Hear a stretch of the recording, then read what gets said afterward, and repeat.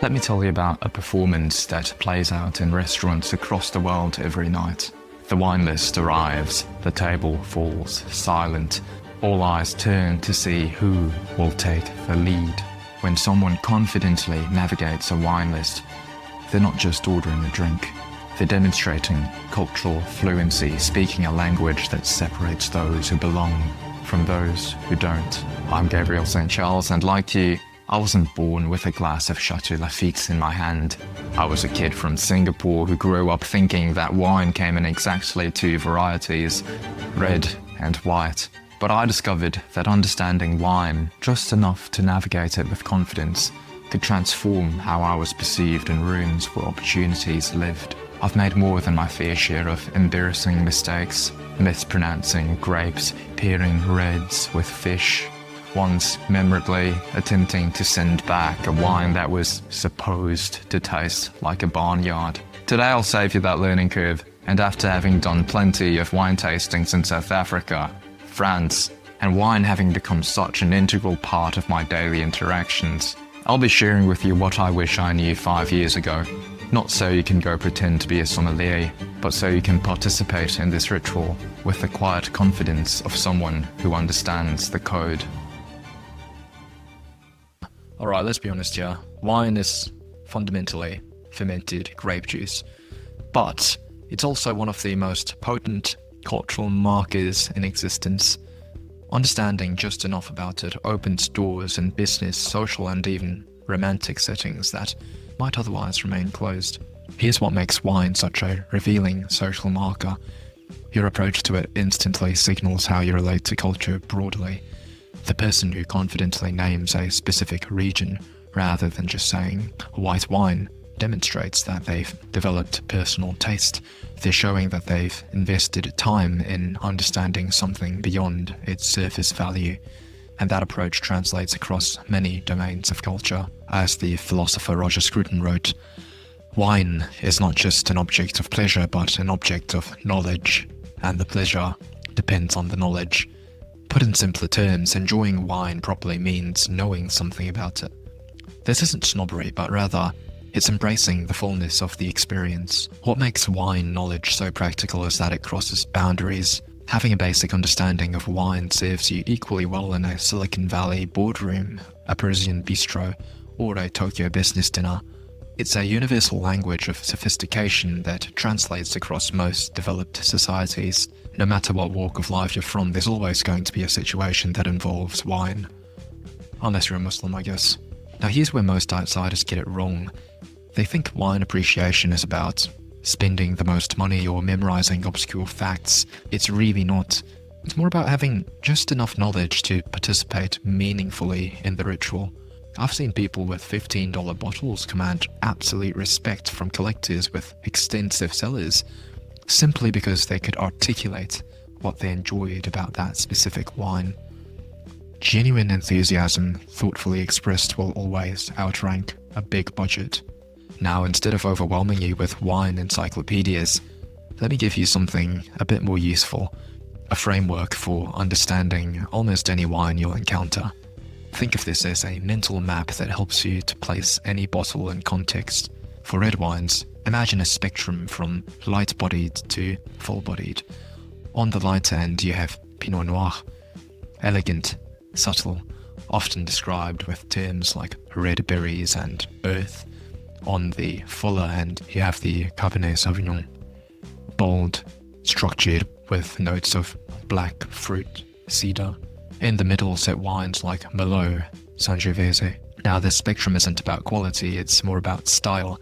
Just as you wouldn't judge a horror movie against a romantic comedy, different wine styles serve different purposes. In case you were wondering where these names come from, they're simply the name of the grape. White wines follow a similar pattern from light to full, but with a critical additional dimension: sweetness. Riesling ranges from bone dry to dessert sweet, while Sauvignon Blanc is almost always crisp and dry with herbal notes. Chardonnay spans from lean and mineral-driven to rich and buttery. Understanding these basic styles helps you to anticipate what's in the glass without memorizing thousands of producers. another useful term to know. Old World versus New World. Old World refers to Europe, France, Italy, Spain, where wines traditionally emphasize subtlety, acidity, and sense of place. New World means everywhere else, especially the Americas and Australia, and of course, a place dear to my heart, South Africa. In the New World, wines often showcase riper fruit, higher alcohol, and more obvious oak influence. Neither is better. They're different approaches, like classical versus jazz music. Both can be brilliant or boring, depending on execution. Now let's talk about a very important aspect of wine, the regions. You only need to recognize 6 major wine regions to navigate most situations with confidence. France, still the reference point for most classical styles. Understanding just Bordeaux, Burgundy, Champagne, and the Rhône gives you a framework for understanding most wines globally. France is like the Latin of wine, everything else is in conversation with it, either embracing or rejecting its traditions. Italy has more indigenous grape varieties than any other country, knowing Barolo, Chianti Classico, and Brunello di Montalcino covers your red bases, while Pinot Grigio and Soave are white staples. Italian wine is about regionality.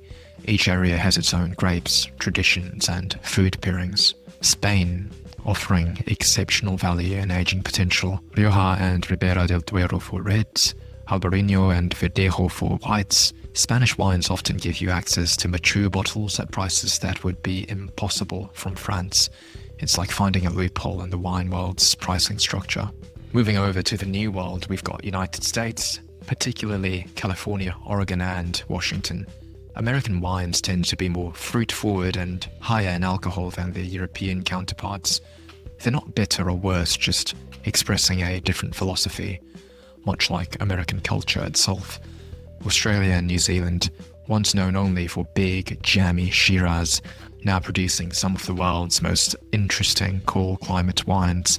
Australian Riesling and New Zealand Sauvignon Blanc are benchmark styles that have influenced winemaking globally. South America, particularly Argentina and Chile, offering muscular Malbecs and distinctive Carmenes. These regions demonstrate how Old World grapes transform when planted in New World soils, creating entirely new expressions that have earned their place at the table. Now let's talk about grapes. For red grapes, knowing just 5 varieties gives you a foundation. Cabernet Sauvignon is structured and tannic. Think blackcurrant, cedar. Pinot Noir is delicate and nuanced. Think red berries and forest floor. Syrah or Shiraz is bold and peppery. Merlot is softer and plummier. And Sangiovese is savory with cherry and herbs. Almost every red wine you encounter will reference one of these styles. For whites, another 5 cover most bases. Chardonnay ranges from lean and mineral to rich and buttery. Sauvignon Blanc is crisp with citrus and herbaceous notes. Riesling can be bone dry to sweet, always with distinctive acidity. Pinot Grigio is light and neutral, and Chenin Blanc is versatile with notes of apple and honey. Master these and you'll recognize the family resemblances in almost any white you taste. Now here's where we get practical. What actually matters when tasting wine? Forget the flowery descriptors about leather and pencil shavings. Focus on structure. Understanding structure is more important than memorizing flavor notes. Acidity creates that mouth-watering sensation that makes wine refreshing. Tannin gives that drying feeling on your gums like strong tea does. Body refers to weight and texture, from skim milk to heavy cream, and alcohol provides warmth and richness. It is these elements, not obscure flavor notes, that determine how a wine pairs with food and situations. Now, the clearest distinction between a more refined versus a maybe more nouveau riche approach to wine comes down to a simple principle: discovery versus validation. Neither is inherently wrong, but they signal different values to those who can read the signs. A more refined approach would typically value tradition, subtlety, and personal discovery. One tends to appreciate wines from established regions but might focus on smaller producers within those regions. They'll often favor wines with restrained alcohol levels, subtle oak and aging potential, and they'll serve these wines without announcement or explanation. The bottle is opened and poured as naturally as water would be. Another approach would be to gravitate towards recognition, cult wines, perfect scores, and limited allocations.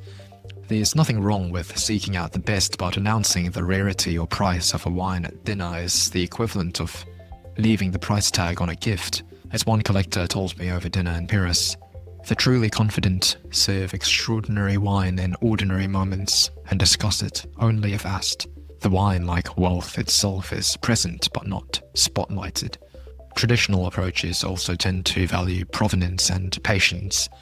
Wines cellared properly for decades rather than purchased at auction last month. When someone mentions their father laid down this case in the 1990s, they're not just talking about wine, they're talking about foresight, planning, and continuity across generations. Wine can seem deliberately mysterious, especially when you're staring at labels in foreign languages. Here's a tip. European wines typically name the place, while New World wines typically name the grape. So Barolo is made from Nebbiolo grapes in Barolo, Italy, while Australian Shiraz as well, Shiraz grapes from Australia. Same logic applies to Burgundy, like Pinot Noir or Rioja Tempranillo. Now let's address the elephant in the room, price. The relationship between price and quality in wine isn't linear, it's a curve with diminishing returns. The jump from $10 to $30 typically offers significant quality improvements, but the jump from $30 to $300, much less so. Beyond $50, you're often paying for rarity, reputation, or aging potential rather than immediate drinking pleasure. Understanding this prevents both overspending and missing genuine value. Now, you might often hear people talking about wine scores. Wine scores, while seeming objective, are actually profoundly subjective. A 90-point wine isn't mathematically 10% better than an 80-point wine. Scores merely reflect one critic's personal preference on one specific day. Worse, inflated scoring means virtually everything gets 85 plus points now. Instead of chasing scores, find critics whose palates align with yours, and their recommendations will serve you better than any universal rating system. Wine descriptions can often sound like parodies of themselves. Let me translate. Austere means not very fruity. Structured means it has noticeable tannins. Minerality suggests stony or flinty flavors rather than fruit. Elegant is code for lighter-bodied. Concentrated means intense flavor. And balanced means no single element dominates. These terms actually communicate useful information once you crack the code. Instead of technical jargon, let's focus on vocabulary that actually helps you to navigate wine situations. These few terms will serve you in most settings and make you sound informed without coming across as pretentious. Terroir. This French term sounds fancy, but it simply means a sense of place, how the growing environment affects the wine's character. Using this term shows that you understand wine as an agricultural product, not just an industrial one. For example, if someone says, "I really enjoy how these Loire Valley wines express their chalky terroir," it basically means these wines taste like where they're from, and I find that interesting. Vintage. Simply the year the grapes were harvested, which matters because weather conditions can vary. Recognizing that 2016 was an excellent vintage for Bordeaux or 2011 was challenging for Napa demonstrates basic knowledge without requiring expertise in meteorology. It's a bit like acknowledging that some movie years were better than others without having seen every film. Again, you might not personally use this term, but it could be useful for asking questions, such as asking, "Do you know if that was a good year?" Next up, we've got tannin, that drying, astringent sensation that some red wines create, a bit like strong black tea does. Understanding tannin helps explain why some wines need food and others don't. It's also why some wines benefit from aging as tannins soften over time. Mentioning it shows you appreciate the structure, not just flavor. Appellation. This refers to a legally defined wine growing region. Keep in mind that this is different from the main regions such as Champagne or Burgundy. An appellation would be a place like Chablis, which is a place in Burgundy known for white wine. This matters because saying I enjoy Chablis rather than just I like white wine immediately demonstrates a more specific knowledge. It's like the difference between saying I enjoy science fiction films versus I'm a fan of Christopher Nolan's work. One shows general interest and the other shows a bit more of a focused appreciation. Acidity. The brightness and freshness in wine that makes your mouth water. Understanding acidity helps to explain why some wines work brilliantly with food. They refresh your palate between bites. It's also why some wines can age for decades. Generally speaking, high acidity helps wine to age better. This is because acidity acts as a natural preservative, helping to prevent spoilage and oxidation over time. It also keeps the wine balanced, since the fruity flavors of wine tend to mellow with age, and acidity keeps the wine lively. But more importantly, mentioning acidity shows you appreciate wine's relationship with food. We'll talk more about wine pairings in another course. Just a few key pronunciations. There are going to be many more, but here are just some. And again, I am not going to get these perfect. So this is sommelier, not sommelier. This is Rioja, not Rioja. And here's a tricky one. It is actually Moet and Chandon, not Moët. This is because the Moet is actually the Dutch founder's name, which does not have the silent T. Another thing to just remember is that Champagne is a place in France, not just a generic term for sparkling wine. I was once in an airplane in flying economy, and the family next to me asked for champagne. Campaign, they said. They do not serve champagne in economy class. They were more likely just referring to generic sparkling wine. When you encounter terms you don't know, always handle them with confident curiosity. Say things like, I'm not familiar with that producer or region. What is it known for? This honest acknowledgement delivered without embarrassment always demonstrates security rather than insecurity. Wine lovers generally love sharing knowledge, so give them the opportunity. A few carefully chosen stories can demonstrate cultural awareness without making you sound like you've memorized Wine Spectator. These narratives connect wine to broader themes like innovation, resilience, and cultural exchange, making them interesting even to people who don't care about wine itself. The first story being the Judgment of Paris. In 1976, California wines shocked the world by defeating the legendary French wines in a blind tasting. Judged by French experts no less, this watershed moment, dramatized in the film Bottle Shock, proved that great wine could come from outside traditional European regions. It's essentially a story about meritocracy triumphing over tradition.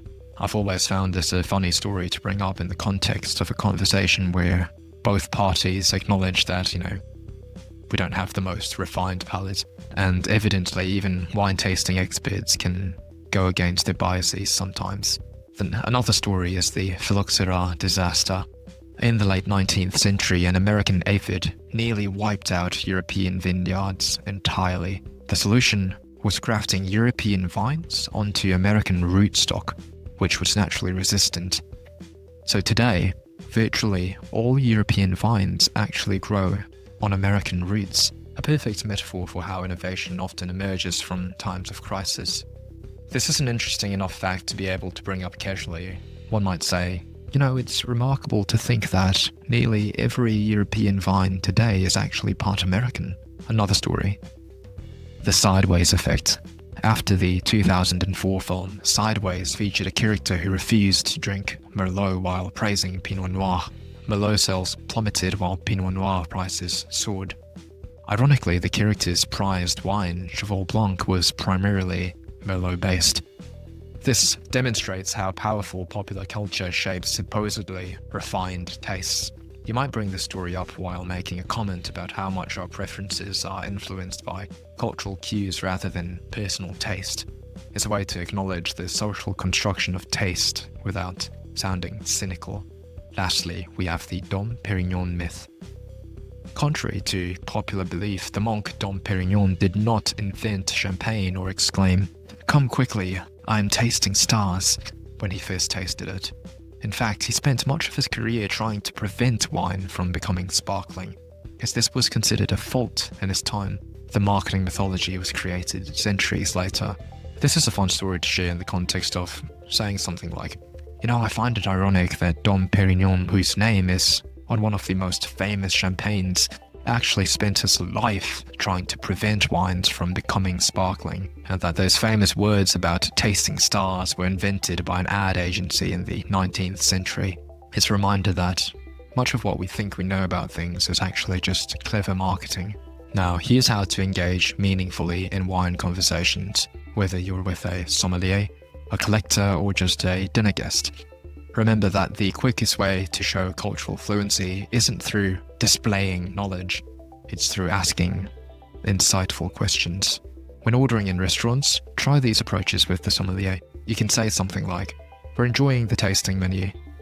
What wine might complement several different courses?" Or something like, "I've enjoyed Barolo in the past. Is there something in a similar style you might suggest?" Or simply something like, "What's drinking particularly well now?" These questions demonstrate respect for the expertise while showing basic understanding. When someone shares a special bottle, focus on their connection to it rather than the technical details. Ask questions like, "What drew you to this producer or region?" or "How did you discover this wine?" These questions invite personal stories rather than wine statistics. Remember, wine is ultimately about shared pleasure, not competitive knowledge. When encountering unfamiliar wines, show curious engagement. How does this producer's approach compare to others in the region? Or what makes this vintage distinctive? Or something like, what foods would traditionally pair with this style? These questions demonstrate that you're thinking contextually about wine, not just consuming it passively. For deeper conversations, you can ask questions like, what wine first sparked your interest in exploring further? Or, have you visited any wine regions that particularly impressed you? Or something like, is there a style you initially disliked but came to appreciate?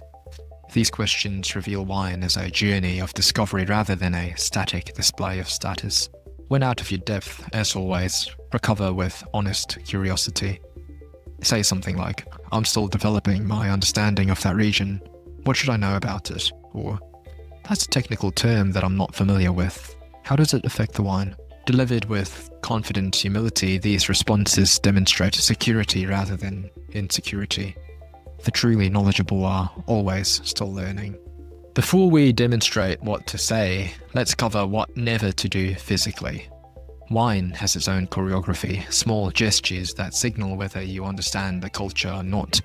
These aren't arbitrary rules, they actually serve practical purposes that enhance the experience.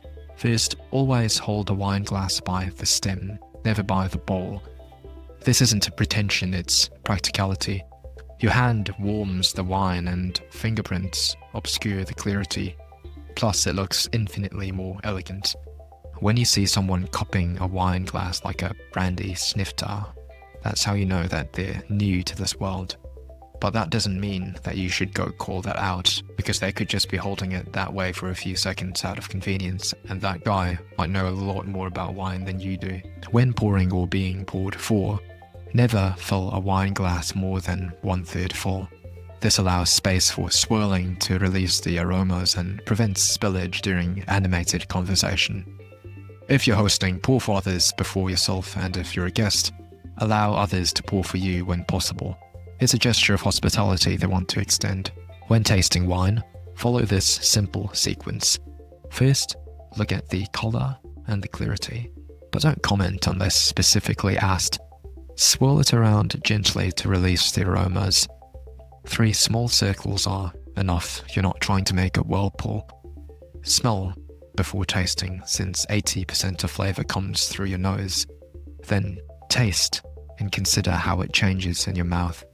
Focus on structure rather than trying to identify specific flavors. Now, when it comes to toasting, the rules are a bit more nuanced than one might think. In formal settings, particularly in European contexts, you should make eye contact with each person as you clink glasses. Avoiding eye contact during a toast is considered rude in many cultures. However, with wine glasses, be gentle because crystal can break easily. A slight touch of the rims is sufficient. You're not trying to play percussion. When a sommelier or host presents wine for your approval, the ritual is simple. They pour a small amount for you to check for flaws, not to perform a detailed tasting critique. Look, swirl, smell, taste briefly, then simply nod or say thank you if the wine is sound. This isn't an opportunity to demonstrate expertise, it's a quality check. You're merely meant to check if the wine is off or spoilt, not whether you like it or not. Here are a few physical don'ts. Never wear strong fragrances when attending a wine tasting. They interfere with everyone's ability to smell the wine. Don't rush the tasting process, but also don't turn it into a theatrical performance either. And never, ever send back wine simply because you don't like the style. Only return wine if it has an actual fault like cork taint or oxidation. When you do want to comment on wine, keep it simple and genuine. Say something like, I notice how bright and fresh this tastes, or the texture is quite smooth and round, or I'm enjoying the balance between the fruit and savoury notes. These observations show that you're paying attention without requiring technical vocabulary.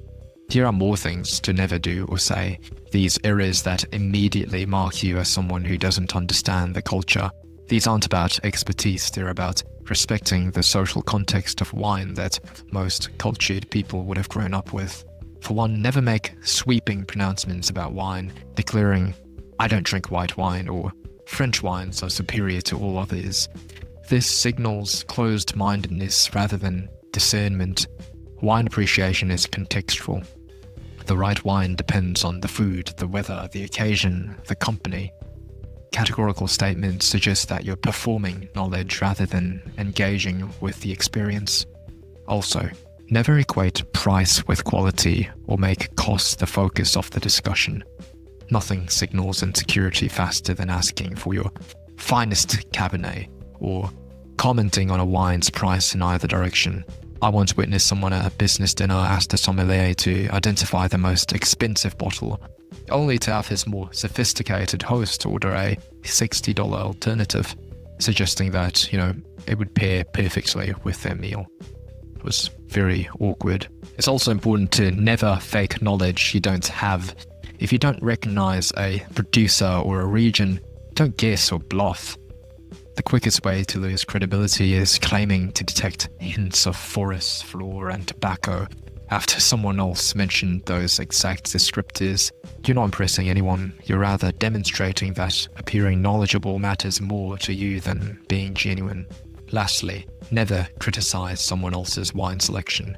Even if they've chosen something you personally dislike, the proper response is to appreciate their enthusiasm. Wine preferences are deeply personal.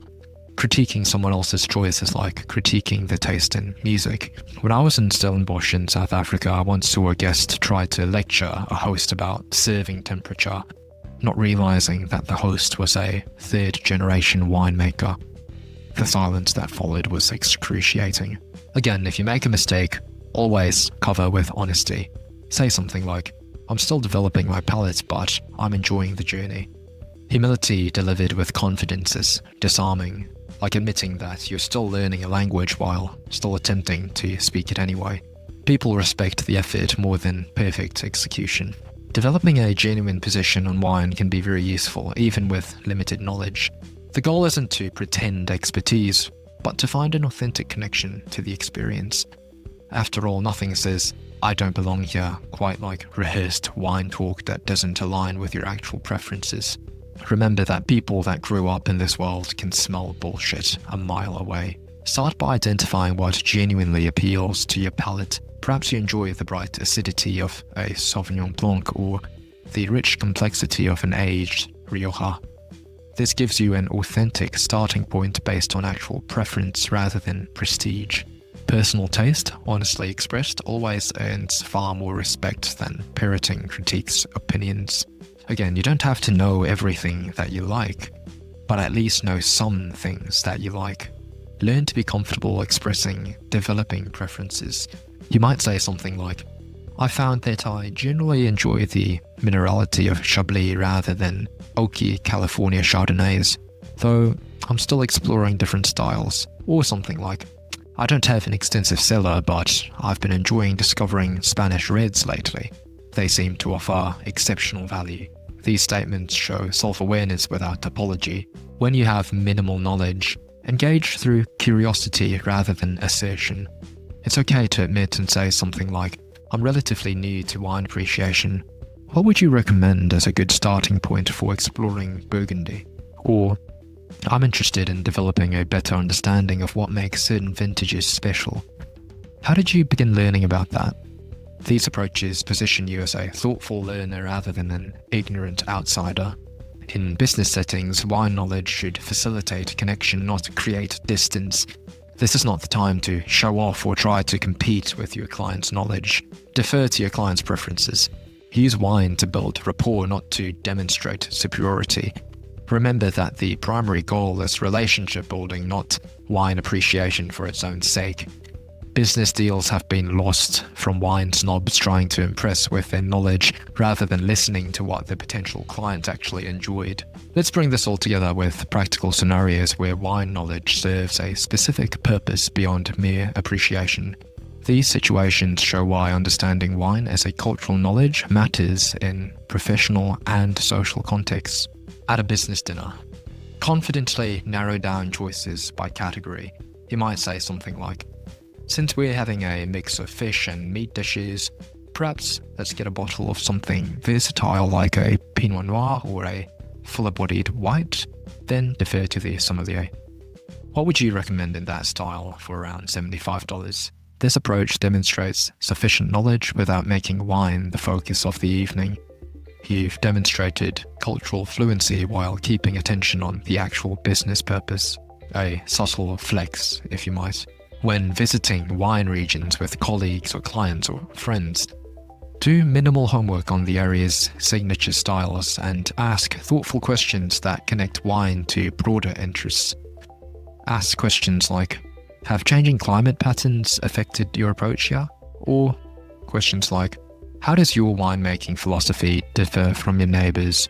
These questions generate interesting conversations beyond wine itself, allowing everyone to participate regardless of their wine knowledge. When giving wine as a gift, the thought truly counts more than the price or prestige.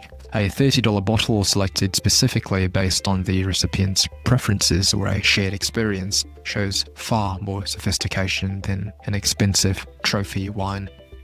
Include a personal note mentioning why you chose this specific bottle.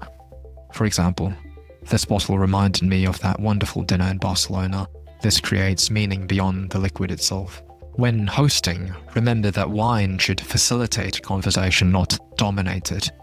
Have a simple explanation for what you're serving. This is a Syrah from Washington State that I think works beautifully with the braised short ribs. But don't deliver a lecture.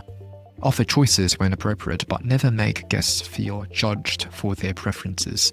The best hosts use wine to make people comfortable, not impressed. It's an extremely Singaporean thing where I'm from. For the host of the dinner to try to pretend that they're a wine expert and that they're sophisticated by giving everyone a speech about the wine they chose for dinner. Cringe. If you wish to develop genuine knowledge beyond this introduction, here are some carefully selected resources that emphasize appreciation over competition or collection. For learning, Wine Folly offers approachable visuals that clarify complex concepts without jargon. The Wine Bible by Karen McNeil balances depth with readability. Cork Dork by Bianca Bosca provides an entertaining journey from novice to professional that demystifies wine culture from an outsider's perspective. A bit like what I'm doing. A sommelier I quite enjoy watching on YouTube is Andre Mack. He tends to be quite a no BS guy. As for experience, nothing replaces tasting. Find a good local wine shop that offers weekly tastings. Many are free or cost just $10 to $15. Wine bars with tasting flights let you compare several wines side by side, and many restaurants now offer half glasses, letting you explore different pairings throughout a meal. The goal is to develop your own sensory memory, not just collecting tasting notes. When traveling, explore wine regions as a focus. Even a day trip to the nearby vineyards provides valuable context. Organize casual tastings with friends where everyone brings a bottle fitting a theme. Keep the focus on shared discovery rather than showing off. Remember, the goal isn't to become a sommelier, it's developing enough confidence to engage with wine culture authentically. Wine should bring pleasure and connection, not anxiety. As you continue learning, focus on what genuinely interests you rather than what you think you should know. Remember, wine is ultimately just fermented grape juice that happens to bring people together. Enjoy it on your own terms while respecting its traditions.